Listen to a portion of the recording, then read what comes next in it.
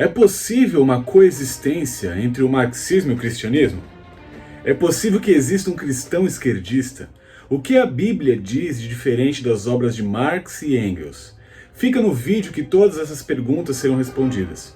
Então, já curte, por favor, se inscreve no canal se você não é inscrito, dá essa moral pra gente, por favor. E no fim, deixe sua opinião, que ela é mais do que importante para o debate, mesmo que a sua opinião seja diferente da minha.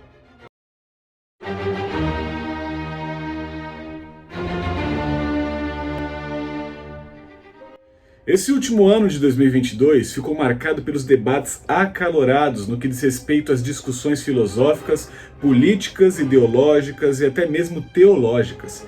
Vimos um país extremamente dividido e o pior, a população influenciada por uma geração avessa ao debate de ideias. Talvez justamente por ser carente de argumentos, uma vez que tem uma cabeça completamente preenchida por falácias de ideólogos que não conseguiram aplicar ainda para resolver a própria vida tudo aquilo que eles pregam para as massas como a solução para a humanidade. E um dos debates foi o seguinte: é possível uma coexistência entre o marxismo e o cristianismo? É possível que exista um cristão conscientemente esquerdista? Pergunta que vale R$1 milhão. E para desvendar esse mistério, vamos utilizar os textos base, tanto do marxismo quanto do cristianismo, para comparar as suas premissas fundamentais e identificar se existe um meio desses dois pensamentos coexistirem. Antes de mais nada, eu gostaria de dizer que estamos comparando dois ideais. Então, o vídeo é direcionado para quem quer entender os conceitos marxistas à luz da fé cristã. Fé. É importante salientar. Se você não tem essa fé, nem tem curiosidade de entender os conceitos dela, eu quero que você entenda que eu não estou tentando impor a minha fé aquilo que eu acredito aos outros. Eu sei que o Estado é laico e toda essa ladainha.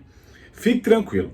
Apenas estou elucidando as incongruências de quem acha que apoia esses dois lados simultaneamente. Eu posso fazer depois um vídeo criticando o marxismo com base na filosofia grega clássica.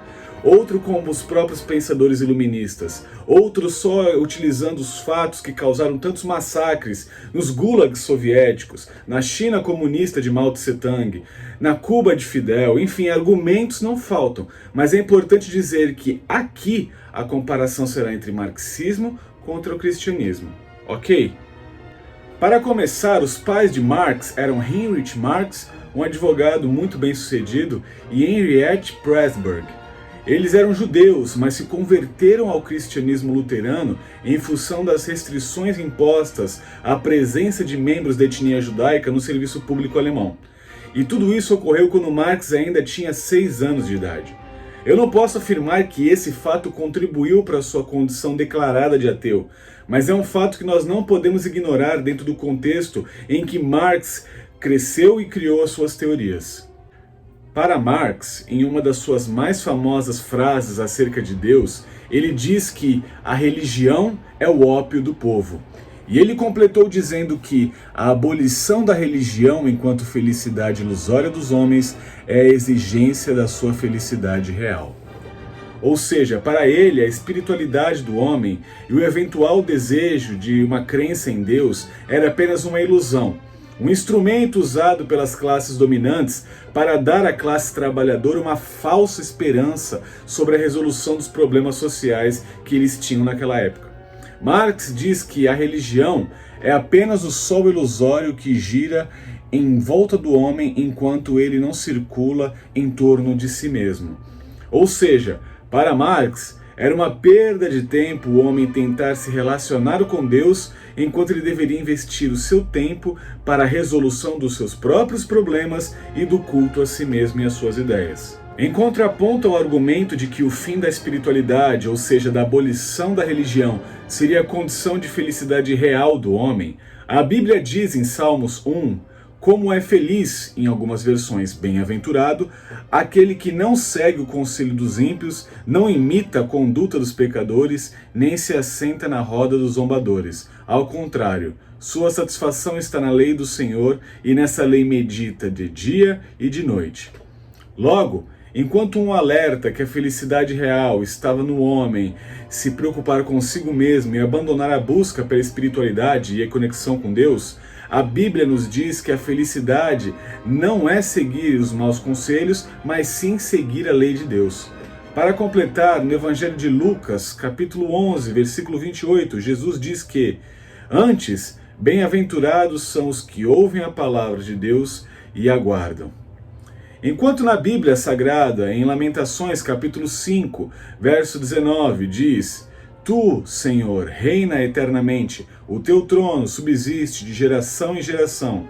E em Apocalipse 3:21 diz que: ao que vencer, lhe concederei que se assente comigo no meu trono, assim como eu venci e me assentei com meu Pai no seu trono. Marx diz em sua obra que meu objetivo na vida é destronar Deus e destruir o capitalismo. Portanto, a obra e os ideais de Marx acerca de Deus ferem gravemente as escrituras sagradas da Bíblia. E se a fé vem pelo ouvir a palavra de Deus, fica difícil você ser cristão e marxista.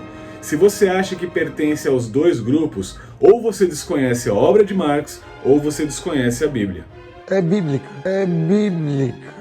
Marx defendeu durante toda a sua vida acadêmica a tese do materialismo, ou seja, uma doutrina que nega a existência da alma, da espiritualidade e do próprio Deus, excluindo qualquer pensamento que não possa ser comprovado como matéria no nosso universo.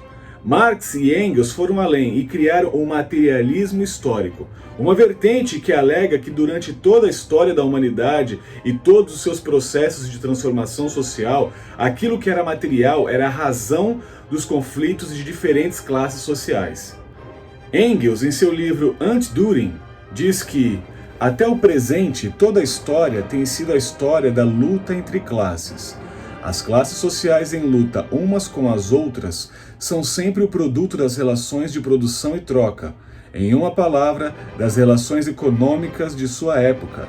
E assim, a cada momento, a estrutura econômica da sociedade constitui o fundamento real pelo qual se devem explicar, em última análise, toda a superestrutura das instituições jurídicas, políticas, bem como as concepções religiosas, filosóficas e outras de todo o período histórico. Essa concepção da existência materialista do ser humano sustenta a ideia de Marx quando ele diz que o cristianismo era um meio para os donos do capital, ou seja, a burguesia, controlarem o proletariado, para que não se revoltassem.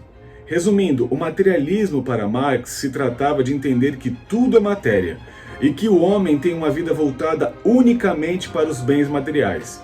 E principalmente de que, além de uma manobra dos mais afortunados para manter a esperança de uma vida melhor na classe operária, a crença em Deus era contraproducente e uma distração para a revolução. Bem, nos resta então ver o que a Bíblia nos diz a respeito do materialismo. Em Mateus 6, 19 e 20 está escrito que: não ajunteis tesouros na terra, onde a traça e a ferrugem tudo consomem, e onde os ladrões minam e roubam. Mas ajuntai tesouros no céu, onde nem a traça nem a ferrugem consomem, e onde os ladrões não minam nem roubam. Em 2 Coríntios 4,18 está escrito que: não atentando nós nas coisas que se veem, mas nas que não se veem, porque as que se veem são temporais, e as que não se veem são eternas. Existem dezenas ou até centenas de passagens bíblicas que demonstram a necessidade da busca do homem por algo que vai além da existência material da sua vida. Portanto, vemos aqui outra divergência clara entre esses dois polos. Ou você defende o materialismo histórico enquanto esquerdista, marxista, ou você defende a espiritualidade e o idealismo bíblico enquanto cristão. Outro tema extremamente abordado pelo marxismo, e talvez seja o tema principal, é o econômico, é a propriedade privada como fator determinante da opressão entre as classes e a desigualdade social. Um dos primeiros a tecer comentários sobre esse tema foi Jean-Jacques Rousseau, já que para ele a propriedade se tornou privada porque um homem cercou um pedaço de terra e disse que era seu, e encontrou outros que simplesmente acreditaram nessa falácia dele. Rousseau defende que muito mal poderia ter sido evitado se alguém tivesse retirado a cerca colocada e falado a seus semelhantes: defendei-vos de ouvir esse impostor. Estareis perdidos se esquecerdes que os frutos são de todos e que a terra não pertence a ninguém. Rousseau defendia que o homem, em seu estado de natureza, só necessitaria de alimentação, reprodução e repouso, como um bom selvagem, segundo ele. E o único mal que ele poderia temer era a dor e a fome. As obras de Rousseau influenciaram e foram fundamentais tanto para a ideologia socialista quanto para os anarquistas. Marx foi além. Para ele, a propriedade privada nasce como consequência da exploração do trabalho e do consequente domínio de um grupo sobre outro. Por isso era tão importante para ele obter o domínio sobre os meios de produção privado, como resolução para uma ditadura do proletariado. Quanto à propriedade privada, a Bíblia diz em Deuteronômio 5:21: não desejarás a casa do teu próximo, nem o seu campo, nem o seu servo, nem a sua serva, nem o seu boi, nem o seu jumento, nem coisa alguma do teu próximo. No Velho Testamento, o 8º mandamento era justamente: não furtarás. Com isso, nós podemos presumir 3 coisas básicas. Se algo pode ser roubado, significa que pertence a alguém. O direito de propriedade é algo que não pode ser violado. E por fim, a violação da propriedade de alguém é uma atitude que deve ser condenada. Ah, Gilvan, mas Jesus era revolucionário. Ele disse para o jovem rico para que ele vendesse suas propriedades e distribuísse o dinheiro para os pobres. Primeiro, é necessário entender que se Jesus mandou que o jovem vendesse os seus bens, e aqui tem que ficar bem claro uma coisa: vender é um ato voluntário de uma troca de um produto ou serviço por dinheiro. O jovem rico não aceitou vender o seu patrimônio, ou seja, a vontade do proprietário dos bens era fundamental para que a venda e a distribuição dos recursos fossem realizadas. Ah, Gilvan, em Atos 2, diz que todos que criam mantinham-se unidos e tinham tudo em comum, vendendo suas propriedades e bens, e distribuíam a cada um conforme a sua necessidade. Olha, em Atos 2, eles voluntariamente vendiam as suas propriedades e distribuíam conforme a necessidade.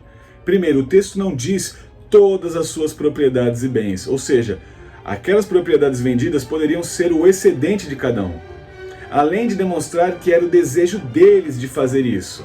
Não havia imposição estatal, ditadura do proletariado, não havia imposição do governo sobre o que você faria com seus bens privados.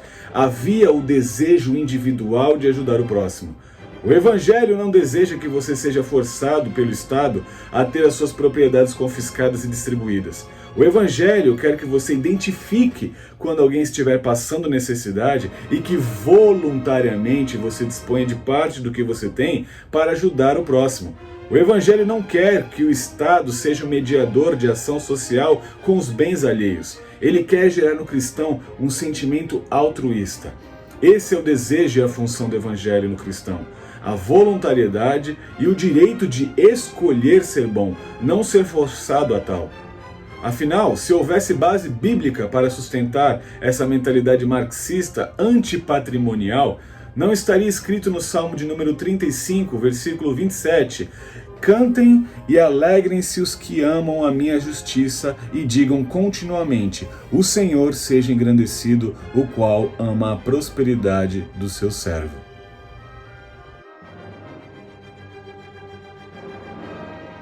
Quanto ao casamento, Marx e Engels dizem no Manifesto do Partido Comunista que o casamento burguês é, na realidade, um sistema de esposas em comum. Portanto, quando muito, poder-se-ia censurar aos comunistas por desejarem introduzir um sistema abertamente legalizado de amor livre em substituição a um hipocritamente escondido. Sem vergonha! Sem vergonha! Em contrapartida, a Bíblia diz em Mateus 19, versículos 5 e 6, Deus ordenou, por isso deixará o homem pai e mãe e unir-se-á à sua mulher, e serão os dois uma só carne? Assim, já não são mais dois, mas uma só carne. Portanto, o que Deus ajuntou, não separe o homem. O último ponto que irei abordar nesse vídeo é justamente o meio pelo qual Marx entendeu como necessário para atingir a igualdade social, a famigerada luta de classes. Aprimorada pelo neomarxismo, que tem gerado debates acalorados nos últimos tempos dentro das ideologias políticas. No marxismo clássico, a luta entre classes é basicamente uma luta entre classes econômicas, a burguesia e o proletariado. Para ele, o primeiro passo para a revolução era o que ele chamava de consciência de classe. Consciência de classe é um termo usado nas ciências sociais e na teoria política, especialmente no âmbito do marxismo, para designar as crenças e atitudes de uma pessoa a respeito da sua classe social ou condição econômica, inclusive quanto aos interesses e à estrutura de sua classe social. O neomarxismo elevou esse conceito a outro nível. As pessoas hoje devem se enquadrar em uma pauta identitária e, com isso, participar da narrativa que gere benefícios para a história ou as práticas desse determinado grupo. Então vemos hoje que a esquerda possui certa dominância em determinados grupos e suas pautas identitárias, como as feministas, o movimento LGBT, movimentos raciais, grupos revolucionários como MST e MTST e por aí vai. O importante não é mais aquilo que nós temos em comum, e sim aquilo que nos faz diferentes. Logo, as narrativas buscam, através do argumento da opressão causada por aquele que não defende tal pauta identitária, colocar uns contra os outros em busca de uma supremacia de quem outrora foi oprimido. Para rebater isso, eu não vou aqui utilizar do tempo do vídeo para contestar todas as teses individuais de cada um desses grupos. Eu lerei apenas um texto bíblico para demonstrar que essa divisão não é do interesse de Deus.